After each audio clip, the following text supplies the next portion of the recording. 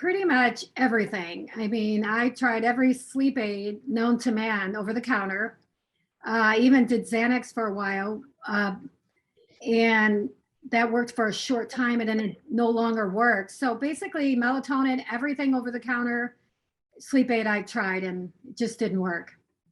Because I think it was putting a Band-Aid on the issue. I started getting anxiety because of sleep.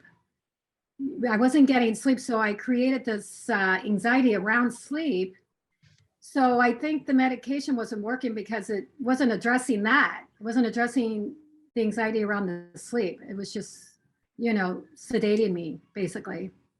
Well, before I started working with Sleep Academy, it was pretty bad. That's why I came to the Academy itself. I was getting maybe 2 hours, 3 hours a night of sleep a night, if that. And that went on for about 4 months. I actually went 4 days with no sleep. So that was my point where I'm like, I need help. And that's how I found Sleep Academy. It's amazing. I'm getting 8 to 9 hours of sleep, good sleep. So I just feel wonderful. It's awesome. I would say that 2 to 3 weeks of being in the program and applying some of the methods that I've learned. So I would say about 2, maybe 3 weeks. It was amazing. The coach was amazing. She was just so thoughtful, and she listened to everything that I would, tell her, and just good. It was just like a really good feeling that somebody really cared about and wanted to help me. So I would recommend it for anybody. It was a great experience. Well, I think it saved my marriage.